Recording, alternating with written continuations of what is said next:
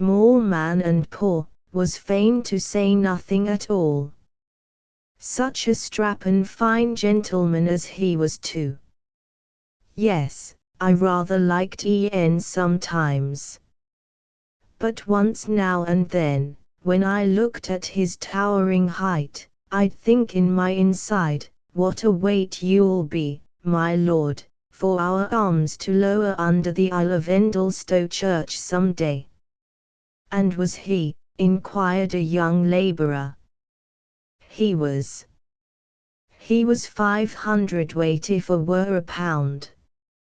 What with his lead, and his oak, and his handles, and his one thing and t'other, here the ancient man slapped his hand upon the cover with a force that caused a rattle among the bones inside. He half broke my back when I took his feet to lower Ian down the steps there.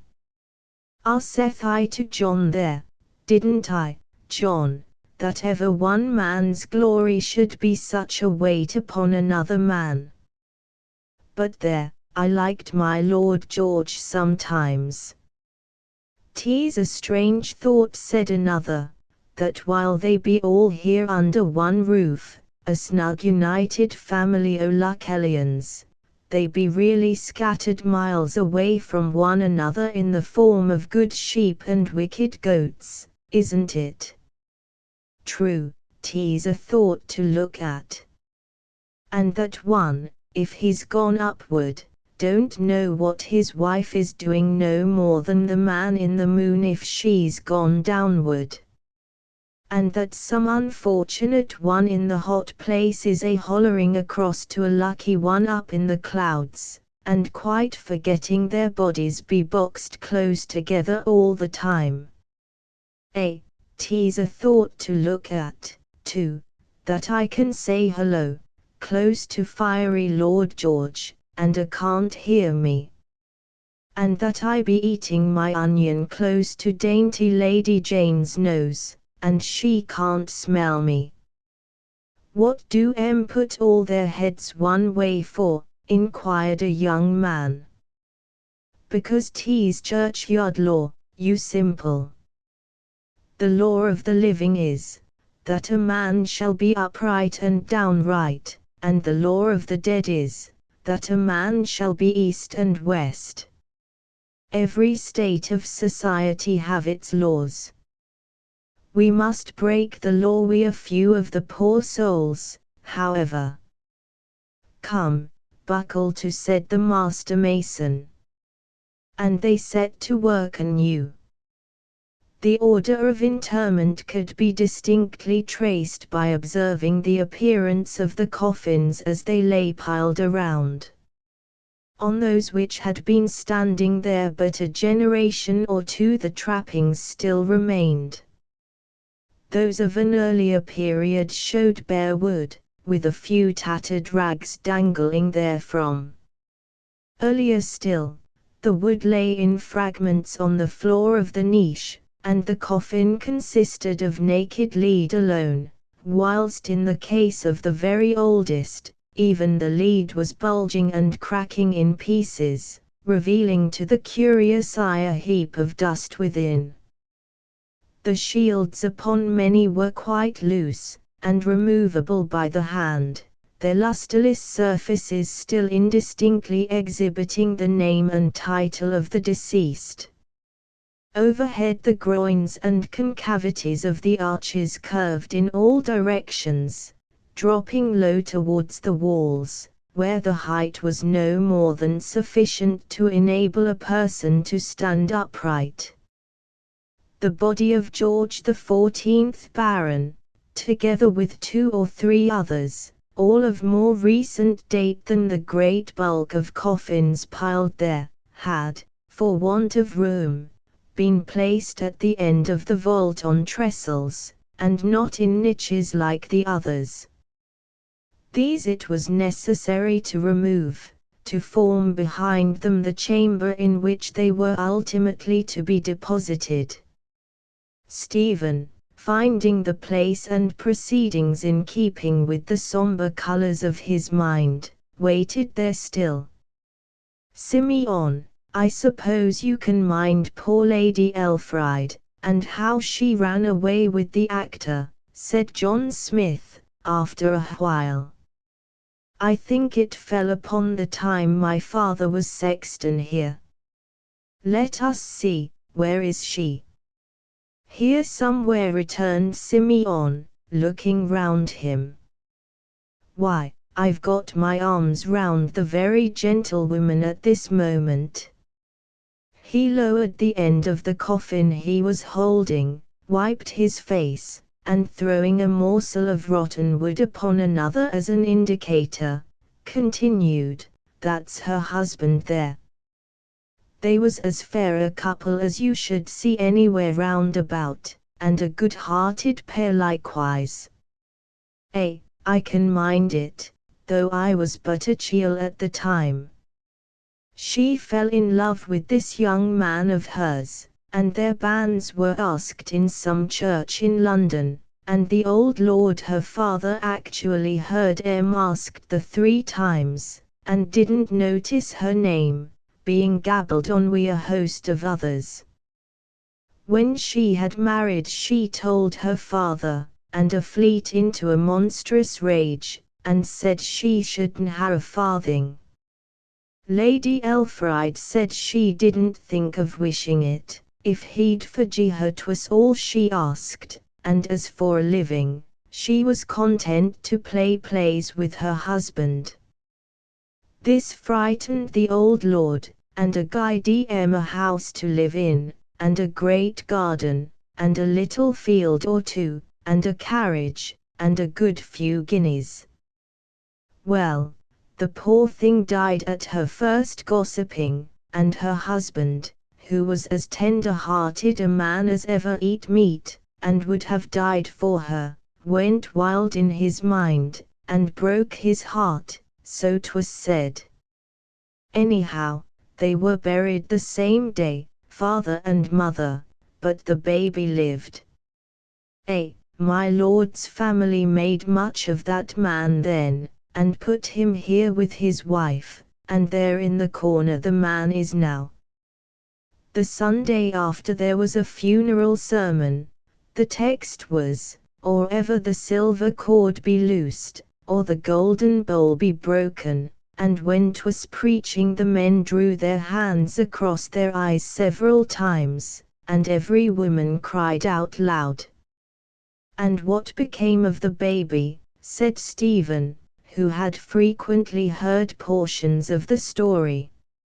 She was brought up by her grandmother, and a pretty maid she were. And she must needs run away with the curate, Parson Swacourt that is now.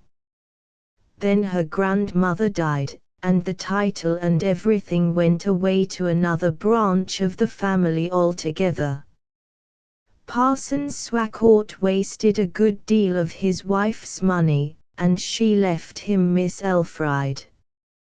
That trick of running away seems to be handed down in families, like craziness or gout. And they 2 women be alike as peas. Which 2? Lady Elfride and young Miss that's alive now. The same hair and eyes, but Miss Elfride's mother was darker a good deal. Life's a strangle bubble, ye see, said William Worm musingly. For if the Lord's anointment had descended upon women instead of men, Miss Elfride would be Lord Lucullian, lady, I mean. But as it is, the blood is run out, and she's nothing to the Lucullian family by law, whatever she may be by gospel. I used to fancy, said Simeon, when I seed Miss Elfride hugging the little ladyships, that there was a likeness, but I suppose 'twas only my dream, for years must have altered the old family shape. And now we'll move these 2, and home along, interposed John Smith, reviving, as became a master, the spirit of labor, which had showed unmistakable signs of being nearly vanquished by the spirit of chat, The flagon of ale we don't want we'll let bide here till tomorrow, none of the poor souls will touch it a believe.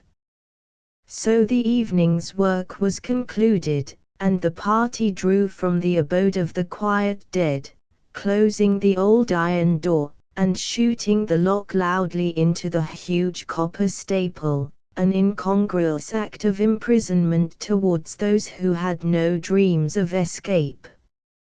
Chapter XXVIII. How should I greet thee? Love frequently dies of time alone, much more frequently of displacement.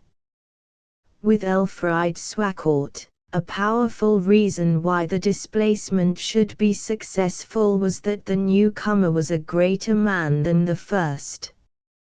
By the side of the instructive and piquant snubbings she received from Knight, Stephen's general agreeableness seemed watery. By the side of Knight's spare love-making, Stephen's continual outflow seemed lackadaisical. She had begun to sigh for somebody further on in manhood. Stephen was hardly enough of a man.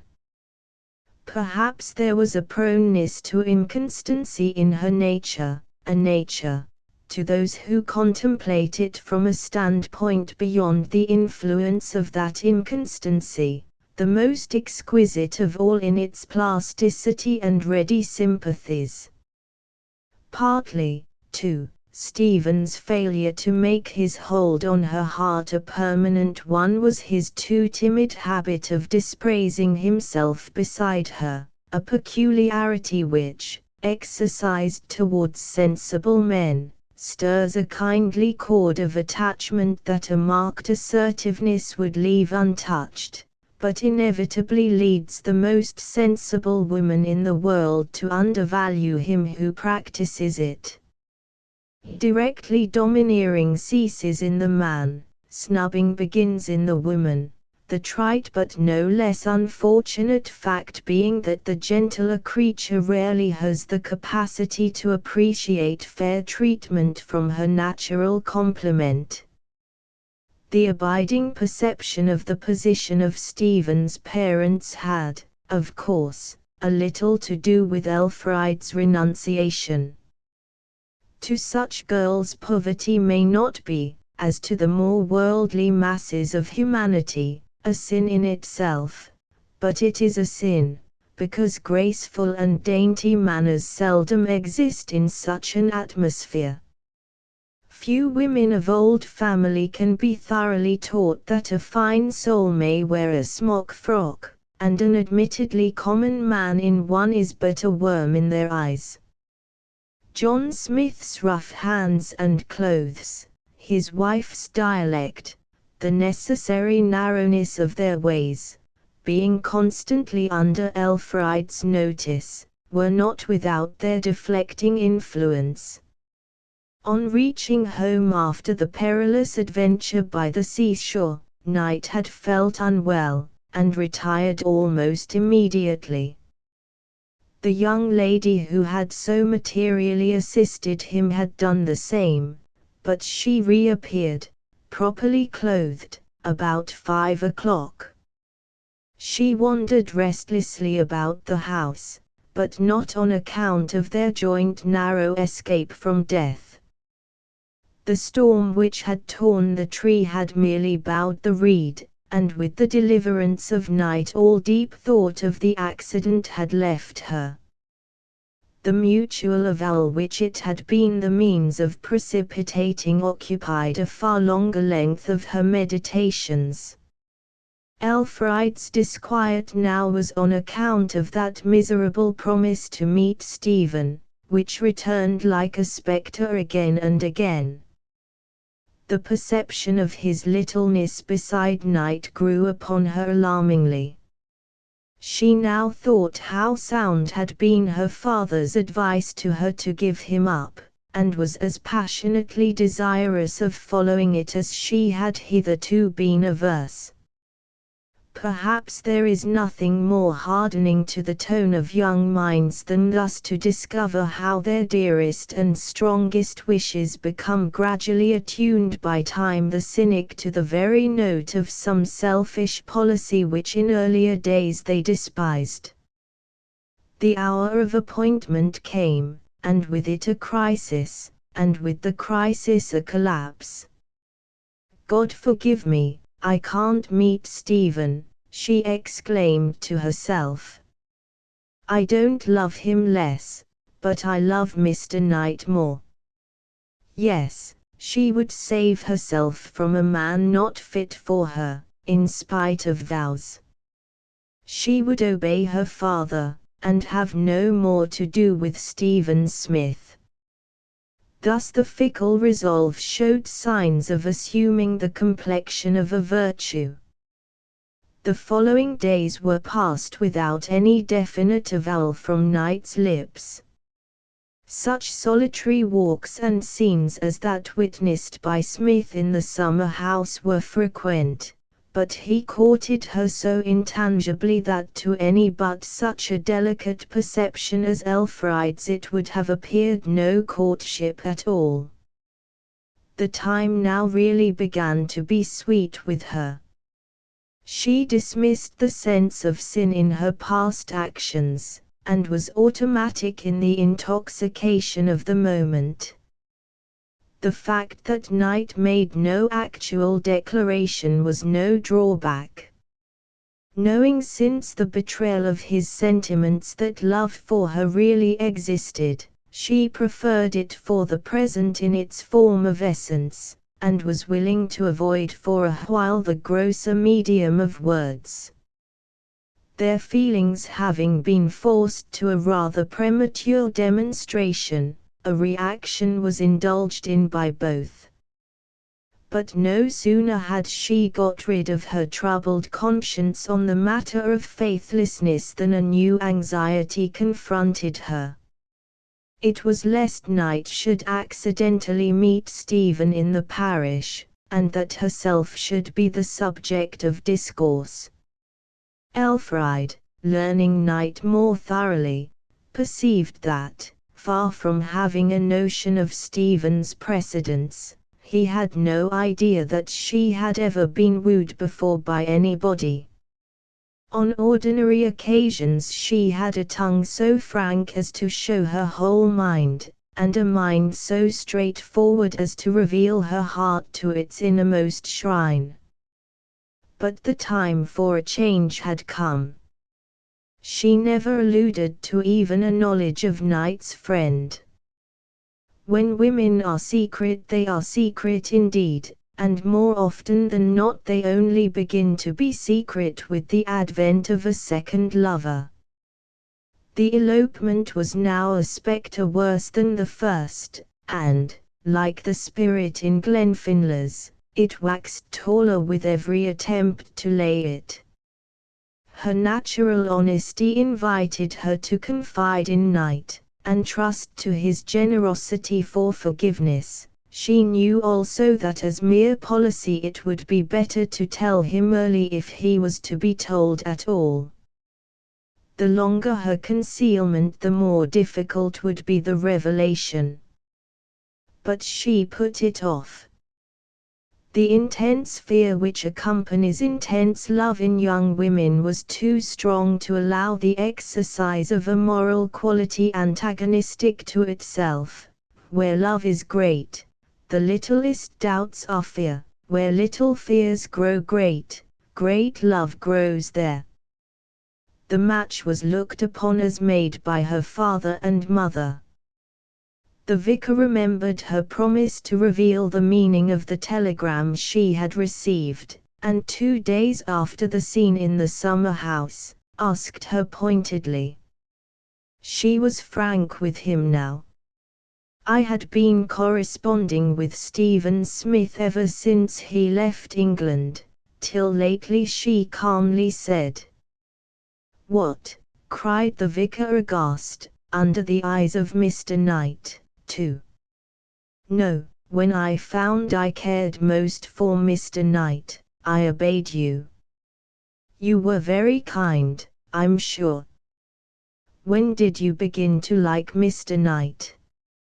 I don't see that is a pertinent question, Papa.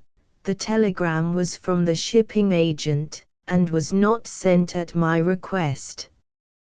It announced the arrival of the vessel bringing him home. Home? What, is he here? Yes, in the village, I believe. Has he tried to see you? Only by fair means. But don't, Papa, question me so. It is torture. I will only say one word more, he replied. Have you met him? I have not. I can assure you that at the present moment there is no more of an understanding between me and the young man you so much disliked than between him and you. You told me to forget him, and I have forgotten him. Oh, well, though you did not obey me in the beginning, you are a good girl, Elfriede, in obeying me at last. Don't call me good, Papa, she said bitterly. You don't know, and the less said about some things the better. Remember, Mr. Knight knows nothing about the other. Oh, how wrong it all is. I don't know what I am coming to. As matters stand, I should be inclined to tell him, or, at any rate, I should not alarm myself about his knowing. He found out the other day that this was the parish young Smith's father lives in. What puts you in such a flurry? I can't say, but promise, pray don't let him know. It would be my ruin. Pooh, child. Knight is a good fellow and a clever man, but at the same time it does not escape my perceptions that he is no great catch for you. Men of his turn of mind are nothing so wonderful in the way of husbands. If you had chosen to wait, you might have mated with a much wealthier man. But remember, I have not a word to say against your having him, if you like him. Charlotte is delighted, as you know. Well, Papa, she said, smiling hopefully through a sigh, it is nice to feel that in giving way to caring for him, I have pleased my family. But I am not good, oh no, I am very far from that. None of us are good, I am sorry to say, said her father blandly, but girls have a chartered right to change their minds, you know. It has been recognized by poets from time immemorial. Catullus says, Mulia cupido quod dicit amanti, invento, what a memory mine is. However, the passage is, that a woman's words to a lover are as a matter of course written only on wind and water. Now don't be troubled about that, Elfriede. Ah, you don't know. They had been standing on the lawn, and Knight was now seen lingering some way down a winding walk. When Elfriede met him, it was with a much greater lightness of heart. Things were more straightforward now. The responsibility of her fickleness seemed partly shifted from her own shoulders to her father's. Still, there were shadows. Ah, could he have known how far I went with Stephen, and yet have said the same, how much happier I should be. That was her prevailing thought. In the afternoon the lovers went out together on horseback for an hour or two, and though not wishing to be observed, by reason of the late death of Lady Lucullian, whose funeral had taken place very privately on the previous day, they yet found it necessary to pass East Endlestowe Church. The steps to the vault, as has been stated, were on the outside of the building, immediately under the aisle wall. Being on horseback, both Knight and Elfride could overlook the shrubs which screened the churchyard. "Look, the vault seems still to be open," said Knight. "Yes, it is open," she answered. "Who is that man close by it?" "The mason, I suppose." "Yes. I wonder if it is John Smith, Stephen's father." "I believe it is," said Elfride, with apprehension. "Ah, and can it be? I should like to inquire how his son, my truant protege, is going on. And from your father's description of the vault, the interior must be interesting. Suppose we go in?" "Had we better, do you think? May not Lord Lucullian be there?" "It is not at all likely." Elfride then assented, since she could do nothing else. Her heart, which at first had quailed in consternation, recovered itself when she considered the character of John Smith. A quiet, unassuming man, he would be sure to act towards her as before those love passages with his son, which might have given a more pretentious mechanic airs. So without much alarm she took Knight's arm after dismounting, and went with him between and over the graves. The master mason recognized her as she approached, and, as usual, lifted his hat respectfully. "I know you to be Mr. Smith, my former friend Stephen's father," said Knight, directly he had scanned the embrowned and ruddy features of John. "Yes, sir, I believe I be. How is your son now?" "I have only once heard from him since he went to India." "I dare say you have heard him speak of me, Mr. Knight, who became acquainted with him some years ago in Exonbury." "That I have. Stephen is very well, thank you, sir, and he's in England. In fact, he's at home. In short, sir, he's down in the vault there, looking at the departed coffins." Elfride's heart fluttered like a butterfly. Knight looked amazed. "Well, that is extraordinary," he murmured. "Did he know I was in the parish?" "I really can't say, sir," said John, wishing himself out of the entanglement he rather suspected than thoroughly understood. "Would it be considered an intrusion by the family if we went into the vault?" "Oh, bless ye, no, sir, scores of folk have been stepping down. Tea's left open a purpose." "We will go down, Elfride." "I am afraid the air is close," she said appealingly. "Oh no," said John. "We white-limed the walls and arches the day 'twas opened, as we always do, and again on the morning of the funeral. The place is as sweet as a granary." "Then I should like you to accompany me, Elf, having originally sprung from the family too. I don't like going where death is so emphatically present. I'll stay by the horses whilst you go in, they may get loose." "What nonsense! I had no idea your sentiments were so flimsily formed as to be perturbed by a few remnants of mortality, but stay out, if you are so afraid, by all means." "Oh no, I am not afraid, don't say that." She held miserably to his arm, thinking that, perhaps, the revelation might as well come at once as 10 minutes later, for Stephen would be sure to accompany his friend to his horse.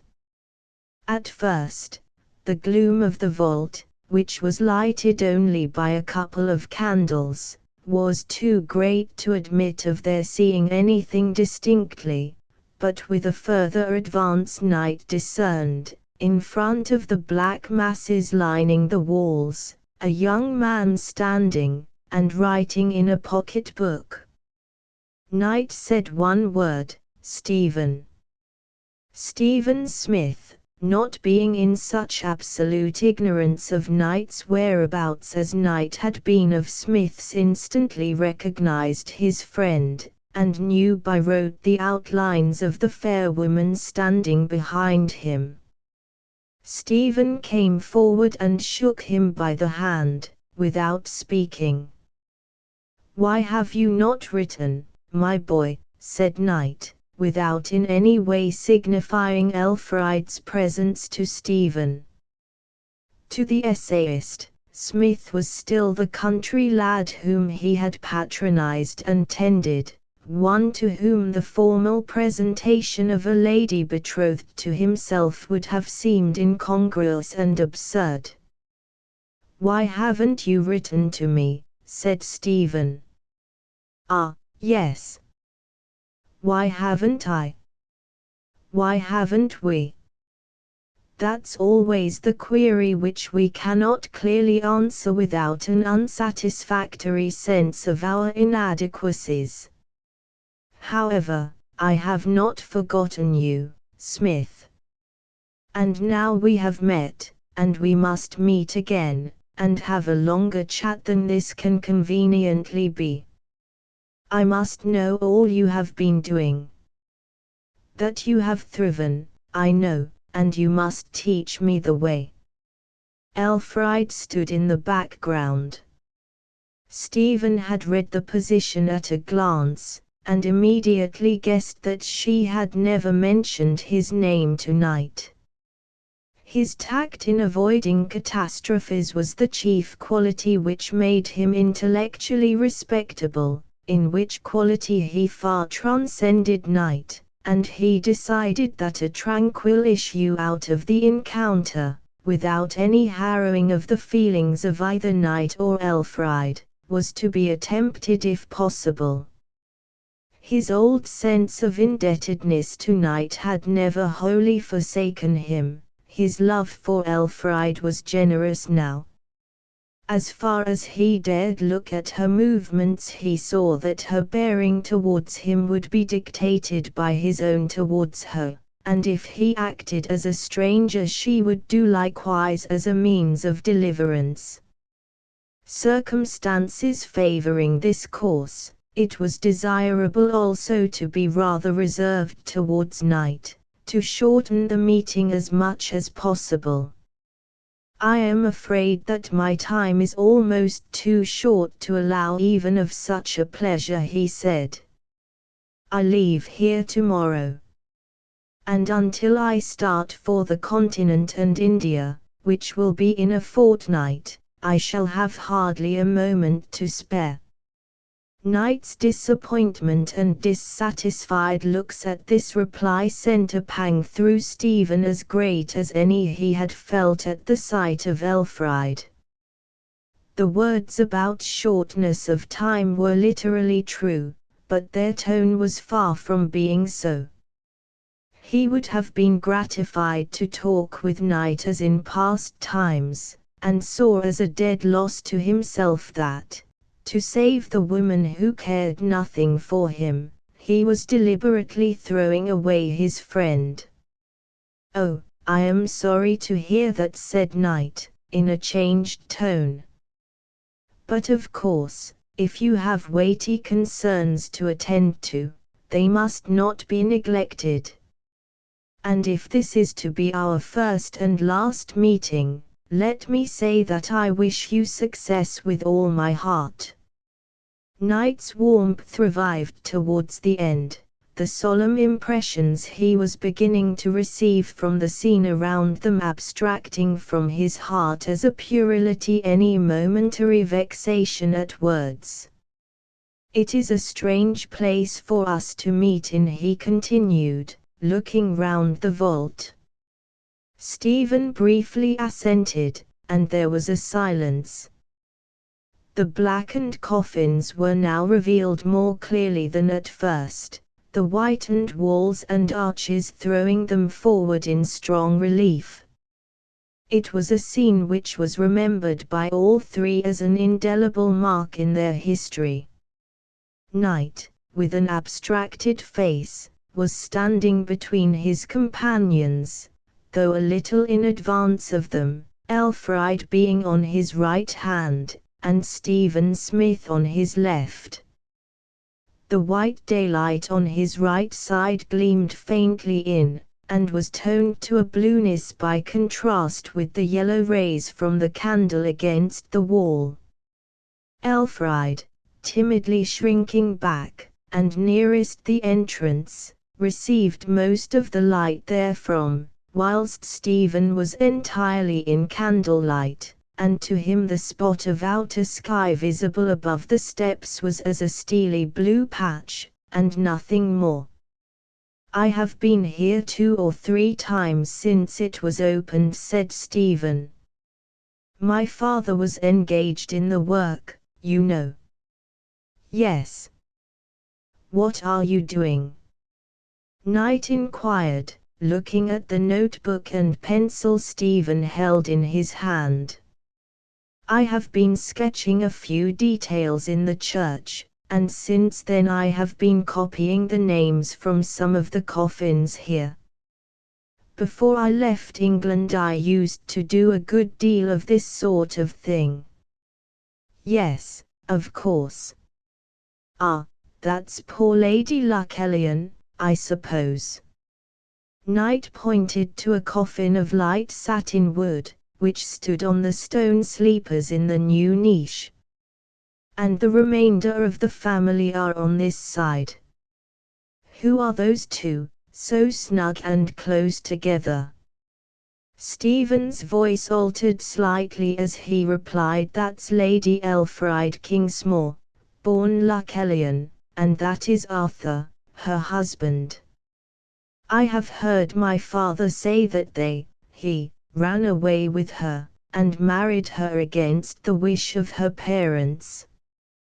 "Then I imagine this to be where you got your Christian name, Miss Swacourt," said Knight, turning to her. "I think you told me it was 3 or 4 generations ago that your family branched off from the Lucellians." "She was my grandmother," said Elfride, vainly endeavoring to moisten her dry lips before she spoke. Elfride had then the conscience-stricken look of Guido's Magdalen, rendered upon a more childlike form. She kept her face partially away from Knight and Stephen, and set her eyes upon the sky visible outside, as if her salvation depended upon quickly reaching it. Her left hand rested lightly within Knight's arm, half withdrawn, from a sense of shame at claiming him before her old lover, yet unwilling to renounce him, so that her glove merely touched his sleeve. "Can one be pardoned, and retain the offense?" quoted Elfride's heart then. Conversation seemed to have no self-sustaining power, and went on in the shape of disjointed remarks. "One's mind gets thronged with thoughts while standing so solemnly here," Knight said, in a measured quiet voice. "How much has been said on death from time to time, how much we ourselves can think upon it. We may fancy each of these who lie here saying, 'For thou, to make my fall more great, didst lift me up on high.' What comes next, Elfride?" "It is the 102nd Psalm I am thinking of." "Yes, I know it," she murmured, and went on in a still lower voice, seemingly afraid for any words from the emotional side of her nature to reach Stephen. "My days, just hastening to their end, are like an evening shade, my beauty doth, like withered grass, with waning lustre fade. Well said Night musingly, let us leave them.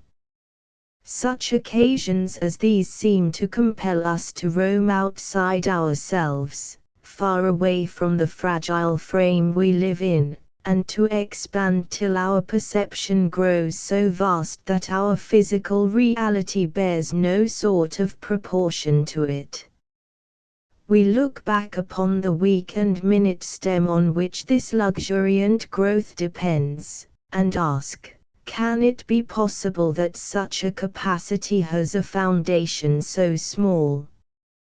Must I again return to my daily walk in that narrow cell, a human body, where worldly thoughts can torture me? Do we not? Yes, said Stephen and Elfried. One has a sense of wrong, too, that such an appreciative breadth as a sentient being possesses should be committed to the frail casket of a body. What weakens one's intentions regarding the future like the thought of this? However, let us tune ourselves to a more cheerful chord, for there's a great deal to be done yet by us all. As Night meditatively addressed his juniors thus, unconscious of the deception practiced, for different reasons, by the severed hearts at his side, and of the scenes that had in earlier days united them, each one felt that he and she did not gain by contrast with their musing mentor. Physically not so handsome as either the youthful architect or the vicar's daughter, the thoroughness and integrity of Night illuminated his features with a dignity not even incipient in the other two. It is difficult to frame rules which shall apply to both sexes, and Elfried, an undeveloped girl, must, perhaps, hardly be laden with the moral responsibilities which attach to a man in like circumstances. The charm of woman, too, lies partly in her subtleness in matters of love. But if honesty is a virtue in itself, Elfried, having none of it now, seemed, being for being, scarcely good enough for Night. Stephen, though deceptive for no unworthy purpose, was deceptive after all, and whatever good results grace such strategy if it succeed, it seldom draws admiration, especially when it fails. On an ordinary occasion, had Night been even quite alone with Stephen, he would hardly have alluded to his possible relationship to Elfried. But moved by attendant circumstances, Night was impelled to be confiding. Stephen, he said, this lady is Miss Swacourt. I am staying at her father's house, as you probably know. He stepped a few paces nearer to Smith, and said in a lower tone, I may as well tell you that we are engaged to be married. Low as the words had been spoken, Elfried had heard them, and awaited Stephen's reply in breathless silence, if that could be called silence where Elfried's dress, at each throb of her heart, shook and indicated it like a pulse glass, rustling also against the wall in reply to the same throbbing. The ray of daylight which reached her face lent it a blue pallor in comparison with those of the other two. I congratulate you, Stephen whispered, and said aloud, I know Miss Swacourt, a little. You must remember that my father is a parishioner of Mr. Swacourt's. I thought you might possibly not have lived at home since they have been here. I have never lived at home, certainly, since that time. I have seen Mr. Smith, faltered Elfried. Well, there is no excuse for me. As strangers to each other I ought, I suppose, to have introduced you. As acquaintances, I should not have stood so persistently between you. But the fact is, Smith, you seem a boy to me, even now. Stephen appeared to have a more than previous consciousness of the intense cruelty of his fate at the present moment. He could not repress the words, uttered with a dim bitterness. You should have said that I seemed still the rural mechanic's son I am, and hence an unfit subject for the ceremony of introductions. Oh, no, no. I won't have that. Knight endeavored to give his reply a laughing tone in Elfride's ears, and an earnestness in Stephen's, in both which efforts he signally failed, and produced a forced speech pleasant to neither. Well, let us go into the open air again, Miss Swacourt. You are particularly silent. You mustn't mind Smith. I have known him for years, as I have told you. Yes, you have, she said. To think she has never mentioned her knowledge of me. Smith murmured, and thought with some remorse how much her conduct resembled his own on his first arrival at her house as a stranger to the place. They ascended to the daylight, Knight taking no further notice of Elfride's manner, which, as usual, he attributed to the natural shyness of a young woman at being discovered walking with him on terms which left not much doubt of their meaning. Elfride stepped a little in advance, and passed through the churchyard. You are changed very considerably, Smith said Knight, and I suppose it is no more than was to be expected. However, don't imagine that I shall feel any the less interest in you and your fortunes whenever you care to confide them to me. I have not forgotten the attachment you spoke of as your reason for going away to India. A London young lady, was it not? I hope all is prosperous. No, the match is broken off. It being always difficult to know whether to express sorrow or gladness under such circumstances, all depending upon the character of the match, Knight took shelter in the safe words, I trust it was for the best. I hope it was. But I beg that you will not press me further. No, you have not pressed me, I don't mean that. But I would rather not speak upon the subject. Stephen's words were hurried. Knight said no more, and they followed in the footsteps of Elfride, who still kept some paces in advance, and had not heard Knight's unconscious allusion to her. Stephen bade him adieu at the churchyard gate without going outside, and watched whilst he and his sweetheart mounted their horses. Good heavens, Elfride, Knight exclaimed, how pale you are! I suppose I ought not to have taken you into that vault. What is the matter? Nothing, said Elfride faintly. I shall be myself in a moment. All was so strange and unexpected down there, that it made me unwell. I thought you said very little. Shall I get some water? No, no. Do you think it is safe for you to mount? Quite, indeed it is, she said, with a look of appeal. Now then, up she goes, whispered Knight, and lifted her tenderly into the saddle. Her old lover still looked on at the performance as he leant over the gate a dozen yards off. Once in the saddle, and having a firm grip of the reins, she turned her head as if by a resistless fascination, and for the first time since that memorable parting on the moor outside St. Lance's after the passionate attempt at marriage with him, Elfride looked in the face of the young man she first had loved. He was the youth who had called her his inseparable wife many a time, and whom she had even addressed as her husband. Their eyes met. Measurement of life should be proportioned rather to the intensity of the experience than to its actual length. Their glance, but a moment chronologically, was a season in their history.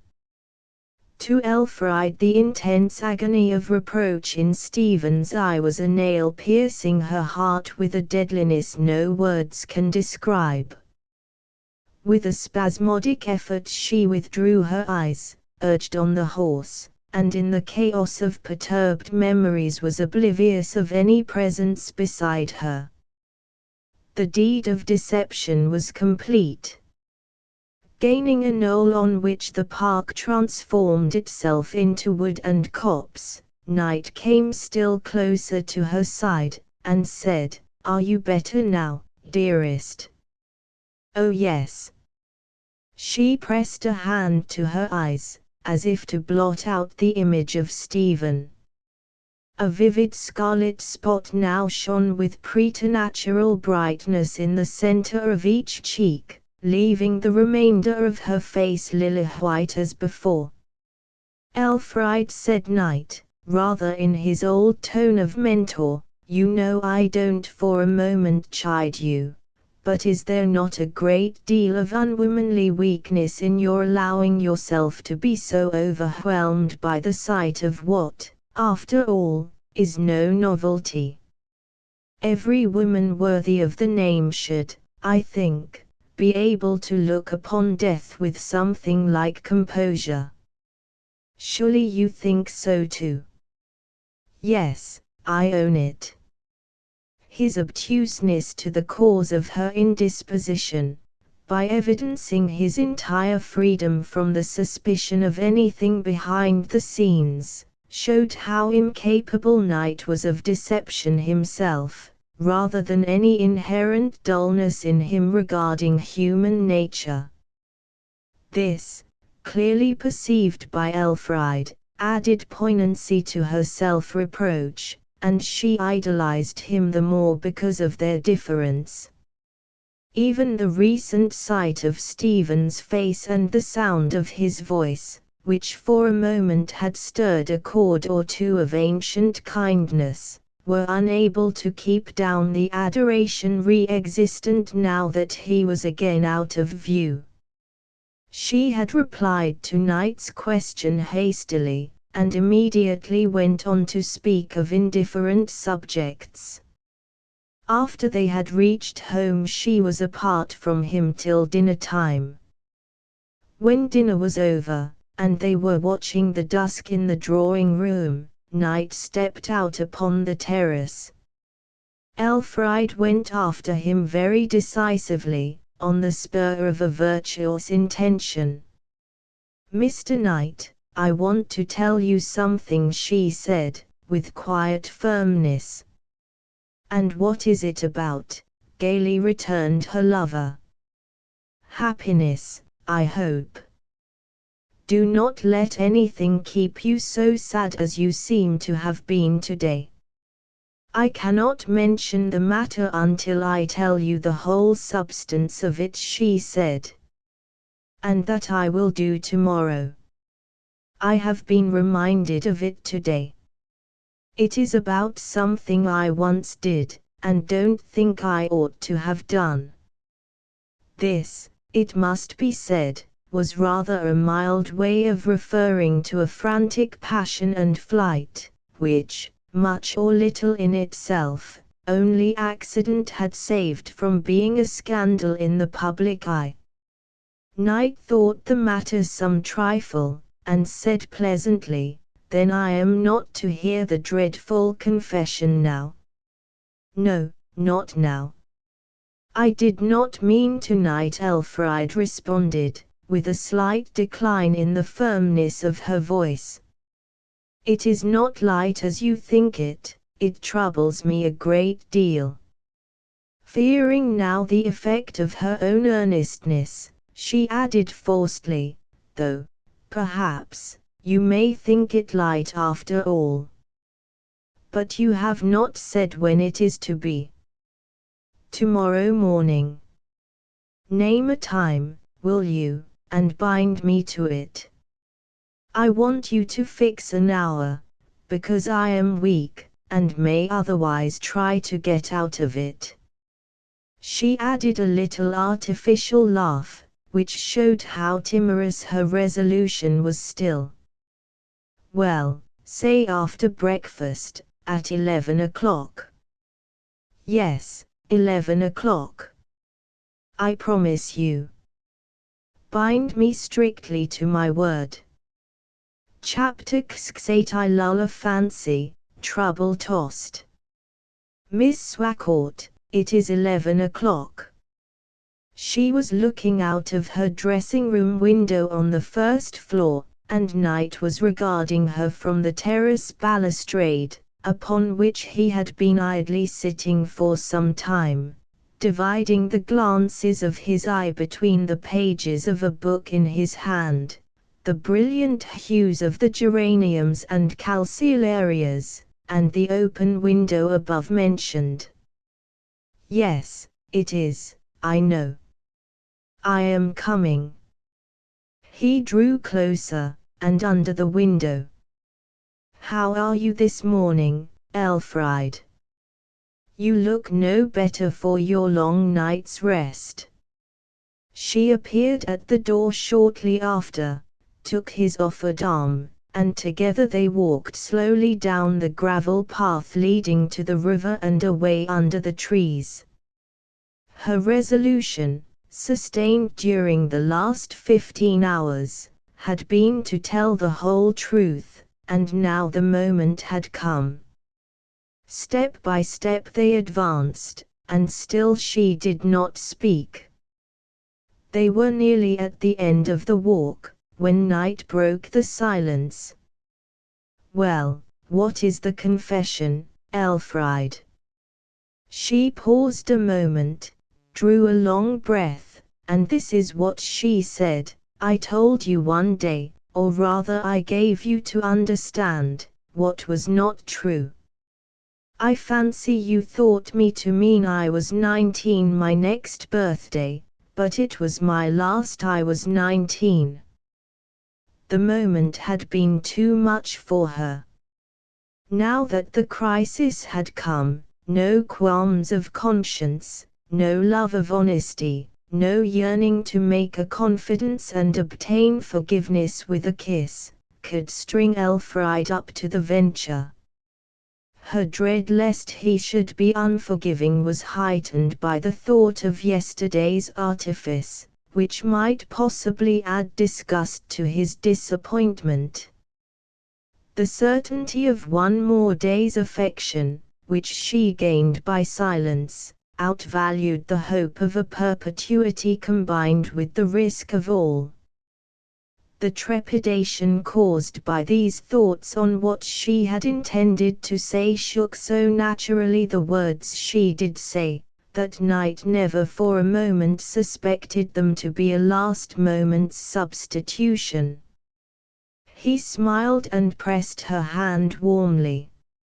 "My dear Elf, yes, you are now, no protestation, what a winning little woman you are, to be so absurdly scrupulous about a mere iota. Really, I never once have thought whether your 19th year was the last or the present. And, by George, well I may not, for it would never do for a staid fogey a dozen years older to stand upon such a trifle as that. Don't praise me, don't praise me. Though I prize it from your lips, I don't deserve it now." But Knight, being in an exceptionally genial mood, merely saw this distressful exclamation as modesty.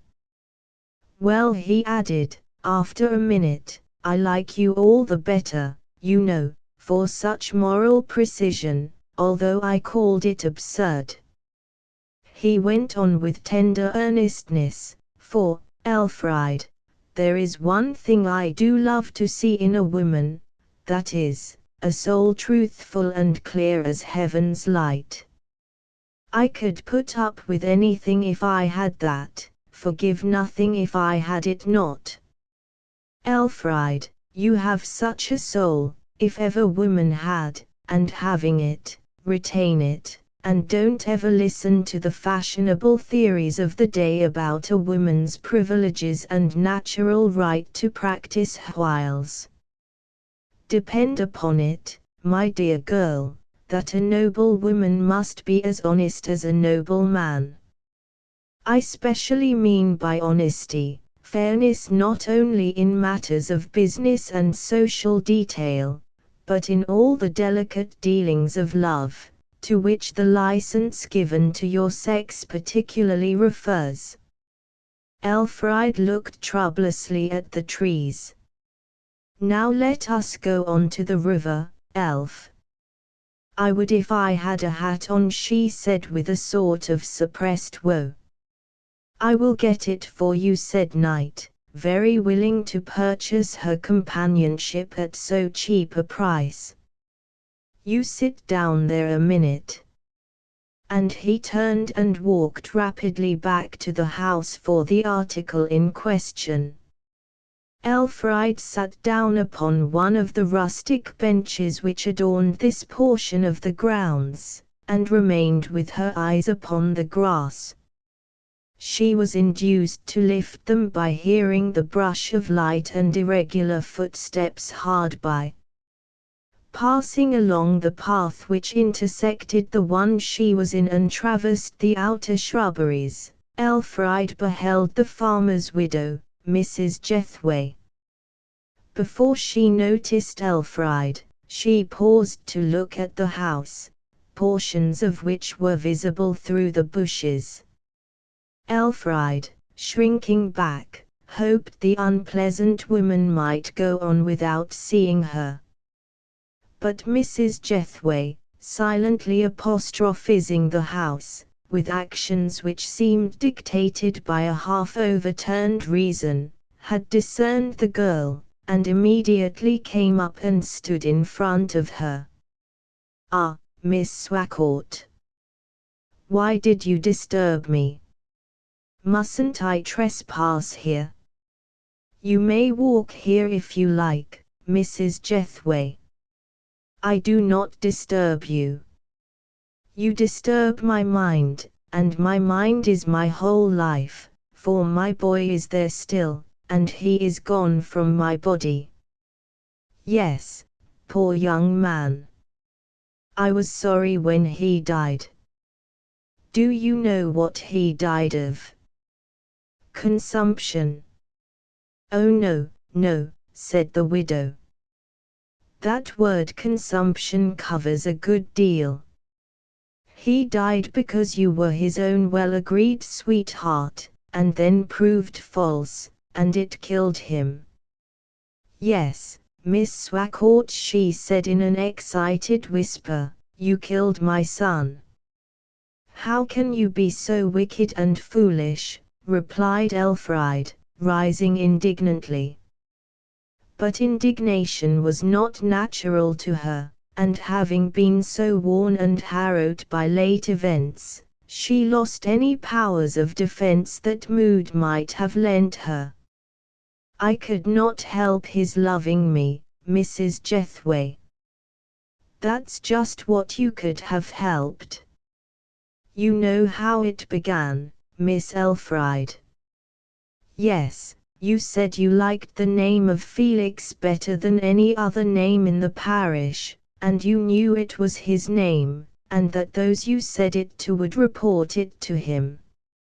"I knew it was his name, of course I did, but I am sure, Mrs. Jethway, I did not intend anybody to tell him." "But you knew they would." "No, I didn't." "And then, after that, when you were riding on Revel's Day by our house, and the lads were gathered there, and you wanted to dismount, when Jim Drake and George Upway and 3 or 4 more ran forward to hold your pony, and Felix stood back timid, why did you beckon to him, and say you would rather he held it?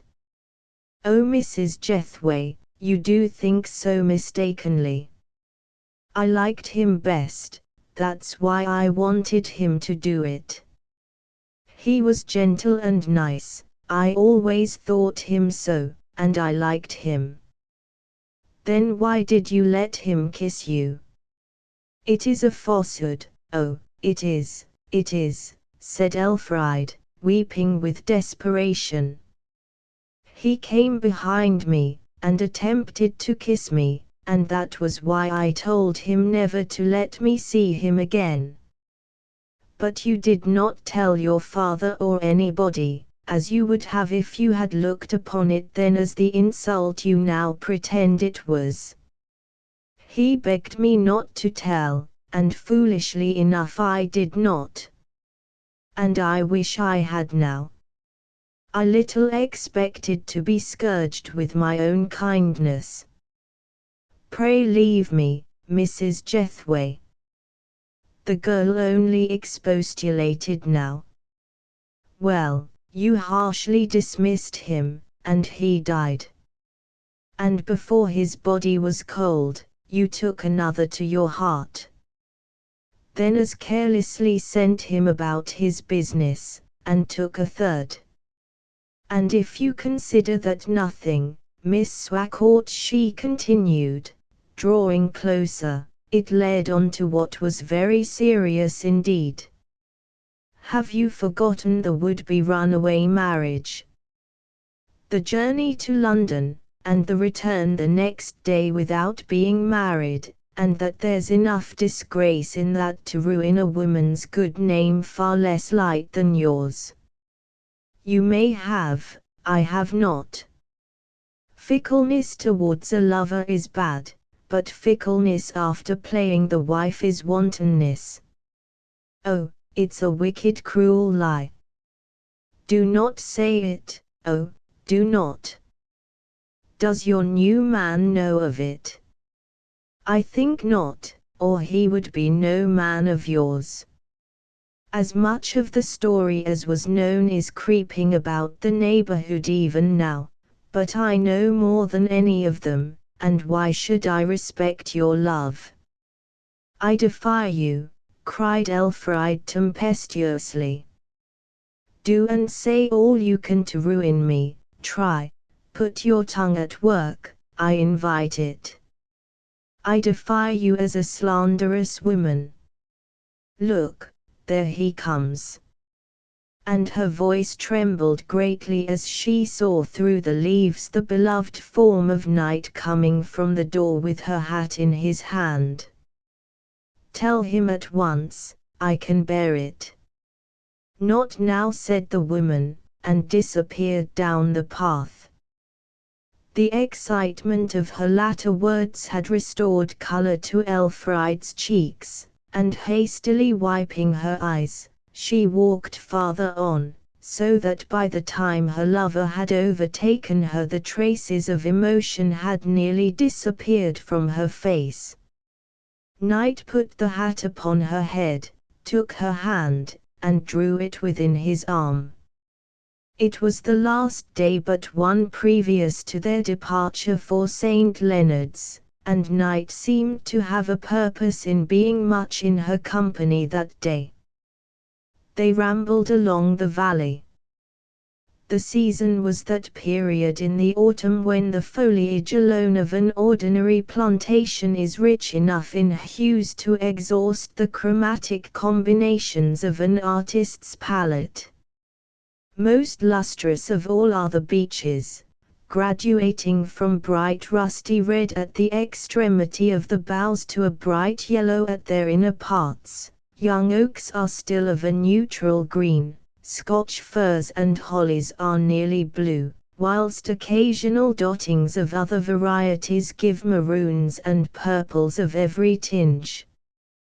The river, such as it was, here pursued its course amid flagstones as level as a pavement, but divided by crevices of irregular width. With the summer drought the torrent had narrowed till it was now but a thread of crystal clearness, meandering along a central channel in the rocky bed of the winter current. Night scrambled through the bushes which at this point nearly covered the brook from sight, and leapt down upon the dry portion of the river bottom. "Elfride, I never saw such a sight," he exclaimed.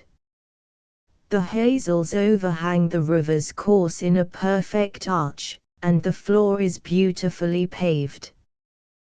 The place reminds one of the passages of a cloister. "Let me help you down." He assisted her through the marginal underwood and down to the stones. They walked on together to a tiny cascade about a foot wide and high, and sat down beside it on the flags that for 9 months in the year were submerged beneath a gushing bourne.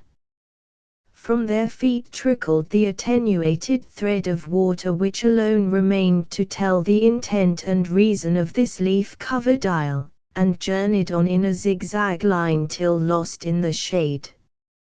Knight, leaning on his elbow, after contemplating all this, looked critically at Elfride. "Does not such a luxuriant head of hair exhaust itself and get thin as the years go on from 18 to 28? He asked at length. "Oh no," she said quickly, with a visible disinclination to harbour such a thought, which came upon her with an unpleasantness whose force it would be difficult for men to understand. She added afterwards, with smouldering uneasiness, "Do you really think that a great abundance of hair is more likely to get thin than a moderate quantity?" "Yes, I really do. I believe, am almost sure, in fact, that if statistics could be obtained on the subject, you would find the persons with thin hair were those who had a superabundance originally, and that those who start with a moderate quantity retain it without much loss." Elfride's troubles sat upon her face as well as in her heart. Perhaps to a woman it is almost as dreadful to think of losing her beauty as of losing her reputation. At any rate, she looked quite as gloomy as she had looked at any minute that day. "You shouldn't be so troubled about a mere personal adornment," said Knight, with some of the severity of tone that had been customary before she had beguiled him into softness. "I think it is a woman's duty to be as beautiful as she can. If I were a scholar, I would give you chapter and verse for it from one of your own Latin authors. I know there is such a passage, for Papa has alluded to it. Mundaci, it ornatus, it cultus and c. Is that it? A passage in Livy which is no defense at all." "No, it is not that." "Never mind, then, for I have a reason for not taking up my old cudgels against you, Elf." "Can you guess what the reason is?" "No, but I am glad to hear it," she said thankfully. "For it is dreadful when you talk so. For whatever dreadful name the weakness may deserve, I must candidly own that I am terrified to think my hair may ever get thin. Of course, a sensible woman would rather lose her wits than her beauty. I don't care if you do say satire and judge me cruelly. I know my hair is beautiful, everybody says so." "Why, my dear Miss Swacourt," he tenderly replied, "I have not said anything against it. But you know what is said about handsome being and handsome doing. Poor Miss Handsome does cuts, but a sorry figure beside Miss Handsome is in every man's eyes, your own not excepted, Mr. Knight, though it pleases you to throw off so, said Elfride saucily. And lowering her voice, you ought not to have taken so much trouble to save me from falling over the cliff, for you don't think mine a life worth much trouble evidently. Perhaps you think mine was not worth yours. It was worth anybody's. Her hand was plashing in the little waterfall, and her eyes were bent the same way. You talk about my severity with you, Elfride. You are unkind to me, you know. How? She asked, looking up from her idle occupation. After my taking trouble to get jewelry to please you, you wouldn't accept it. Perhaps I would now, perhaps I want to. Do, said Knight. And the packet was withdrawn from his pocket and presented the third time. Elfride took it with delight. The obstacle was rent in twain, and the significant gift was hers. I'll take out these ugly ones at once, she exclaimed, and I'll wear yours, shall I? I should be gratified. Now, though it may seem unlikely, considering how far the two had gone in converse, Knight had never yet ventured to kiss Elfride. Far slower was he than Stephen Smith in matters like that. The utmost advance he had made in such demonstrations had been to the degree witnessed by Stephen in the summer house. So Elfride's cheek being still forbidden fruit to him, he said impulsively, Elf, I should like to touch that seductive ear of yours. Those are my gifts, so let me dress you in them. She hesitated with a stimulating hesitation. Let me put just one in its place, then. Her face grew much warmer. I don't think it would be quite the usual or proper course, she said, suddenly turning and resuming her operation of plashing in the miniature cataract. The stillness of things was disturbed by a bird coming to the streamlet to drink. After watching him dip his bill, sprinkle himself, and fly into a tree, Knight replied, with the courteous brusqueness she so much liked to hear, Elfride, now you may as well be fair. You would mind my doing it but little, I think, so give me leave, do. I will be fair, then, she said confidingly, and looking him full in the face. It was a particular pleasure to her to be able to do a little honesty without fear. I should not mind your doing so, I should like such an attention. My thought was, would it be right to let you? Then I will, he rejoined, with that singular earnestness about a small matter, in the eyes of a lady's man but a momentary peg for flirtation or jest, which is only found in deep natures who have been wholly unused to toying with womankind, and which, from its unwontedness, is in itself a tribute the most precious that can be rendered, and homage the most exquisite to be received. And you shall, she whispered, without reserve, and no longer mistress of the ceremonies. And then Elfride inclined herself towards him, thrust back her hair, and poised her head sideways. In doing this her arm and shoulder necessarily rested against his breast. At the touch, the sensation of both seemed to be concentrated at the point of contact. All the time he was performing the delicate maneuver, Knight trembled like a young surgeon in his first operation. Now the other said Knight in a whisper. No, no. Why not? I don't know exactly. You must know. Your touch agitates me so. Let us go home. Don't say that, Elfried. What is it, after all? A mere nothing. Now turn round, dearest.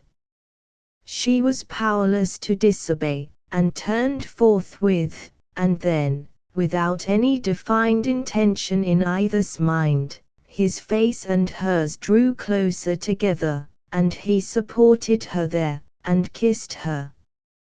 Knight was at once the most ardent and the coolest man alive. When his emotions slumbered he appeared almost phlegmatic, when they were moved he was no less than passionate. And now, without having quite intended an early marriage, he put the question plainly. It came with all the ardor which was the accumulation of long years behind a natural reserve. Elfried, when shall we be married? The words were sweet to her, but there was a bitter in the sweet. These newly overt acts of his, which had culminated in this plain question, coming on the very day of Mrs. Jethway's blasting reproaches, painted distinctly her fickleness as an enormity. Loving him in secret had not seemed such thoroughgoing inconstancy as the same love recognized and acted upon in the face of threats. Her distraction was interpreted by him at her side as the outward signs of an unwanted experience. "I don't press you for an answer now, darling," he said, seeing she was not likely to give a lucid reply. "Take your time." Knight was as honorable a man as was ever loved and deluded by woman. It may be said that his blindness in love proved the point, for shrewdness in love usually goes with meanness in general. Once the passion had mastered him, the intellect had gone for naught. Knight, as a lover, was more single-minded and far simpler than his friend Stephen, who in other capacities was shallow beside him. Without saying more on the subject of their marriage, Knight held her at arm's length, as if she had been a large bouquet, and looked at her with critical affection. "Does your pretty gift become me?" she inquired, with tears of excitement on the fringes of her eyes. "Undoubtedly, perfectly," said her lover, adopting a lighter tone to put her at her ease. "Ah, you should see them, you look shinier than ever. Fancy that I have been able to improve you. Am I really so nice? I am glad for your sake. I wish I could see myself. You can't. You must wait till we get home." "I shall never be able," she said, laughing. "Look, here's a way." "So there is. Well done, woman's wit. Hold me steady. Oh yes. And don't let me fall, will you?" "By no means." Below their seat the thread of water paused to spread out into a smooth small pool. Knight supported her whilst she knelt down and leant over it. "I can see myself.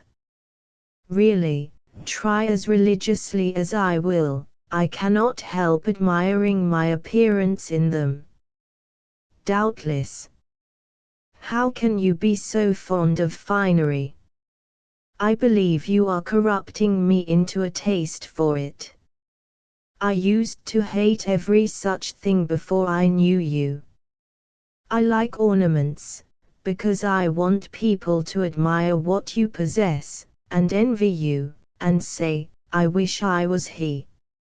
I suppose I ought not to object after that. And how much longer are you going to look in there at yourself? Until you are tired of holding me. Oh, I want to ask you something. And she turned round. Now tell truly, won't you? What color of hair do you like best now? Knight did not answer at the moment. Say light, do, she whispered coaxingly. Don't say dark, as you did that time. Light brown, then. Exactly the color of my sweetheart's. Really, said Elfried, enjoying as truth what she knew to be flattery. Yes. And blue eyes, too, not hazel. Say yes, say yes. One recantation is enough for today. No, no. Very well, blue eyes. And Knight laughed, and drew her close and kissed her the second time, which operations he performed with the carefulness of a fruiterer touching a bunch of grapes so as not to disturb their bloom. Elfried objected to a second, and flung away her face, the movement causing a slight disarrangement of hat and hair. Hardly thinking what she said in the trepidation of the moment, she exclaimed, clapping her hand to her ear, "Ah, we must be careful. I lost the other earring doing like this." No sooner did she realize the significant words than a troubled look passed across her face, and she shut her lips as if to keep them back. "Doing like what?" said Knight, perplexed. "Oh, sitting down out of doors," she replied hastily. Chapter 6 Care, thou canker. It is an evening at the beginning of October, and the mellowest of autumn sunsets irradiates London, even to its uttermost eastern end. Between the eye and the flaming west, columns of smoke stand up in the still air like tall trees. Everything in the shade is rich and misty blue. Mr. and Mrs. Swacourt and Elfried are looking at these lustrous and lurid contrasts from the window of a large hotel near London Bridge. The visit to their friends at St. Leonard's is over, and they are staying a day or two in the metropolis on their way home. Knight spent the same interval of time in crossing over to Brittany by way of Jersey and St. Malo. He then passed through Normandy, and returned to London also, his arrival there having been 2 days later than that of Elfried and her parents. So the evening of this October day saw them all meeting at the above-mentioned hotel, where they had previously engaged apartments. During the afternoon Knight had been to his lodgings at Richmond to make a little change in the nature of his baggage, and on coming up again there was never ushered by a bland waiter into a comfortable room a happier man than Knight when shown to where Elfried and her stepmother were sitting after a fatiguing day of shopping. Elfried looked none the better for her change. Knight was as brown as a nut. They were soon engaged by themselves in a corner of the room. Now that the precious words of promise had been spoken, the young girl had no idea of keeping up her price by the system of reserve which other more accomplished maidens use. Her lover was with her again, and it was enough. She made her heart over to him entirely. Dinner was soon dispatched. And when a preliminary round of conversation concerning their doings since the last parting had been concluded, they reverted to the subject of tomorrow's journey home.